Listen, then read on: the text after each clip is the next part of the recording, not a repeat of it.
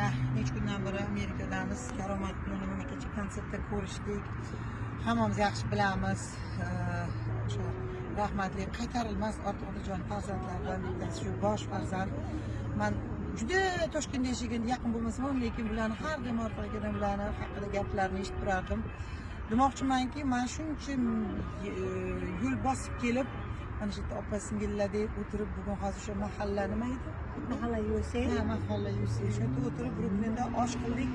Faqat ustozlarni esladik. Mana shu yo'llardan orqaga turgan ekanlar, kechqurun kelib, aylanib, Gulsarapam. Shuning uchun men demoqchimanki, Karomat sohibi o'ylagan niyatlaringga yetgin.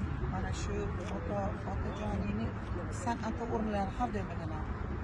Mana shu keng ummondek san'atkorlik bilan o'zi juda bilinadi. Ortiqga Almaxon opam, Qamoldin aka juda ko'p bular. Qaysi birini aytasan-da? Haqiqiy xalqqa xizmat qilgan san'atkorlar bo'lgan.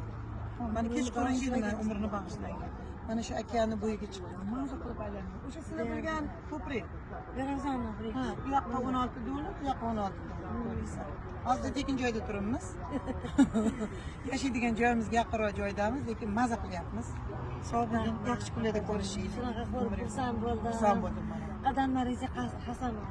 Amerika o'zingizniki, siz o'zimiznikisiz. Shunday. Nima deydi? O'zim uyimda yurganda yuribman. Ko'chalarda ham yursam, odamlar Gulbahor opamiz siz bu men uchun faxr. Albatta. O'zbekistonimizga ko'z tegmasin. O'zbekiston juda sog'indim. Lekin mana shu yerdagi, mana shu yerda hammalarni og'zidan kimni ko'rsang O'zbekistonim, yurtim, ona yurtim deydi.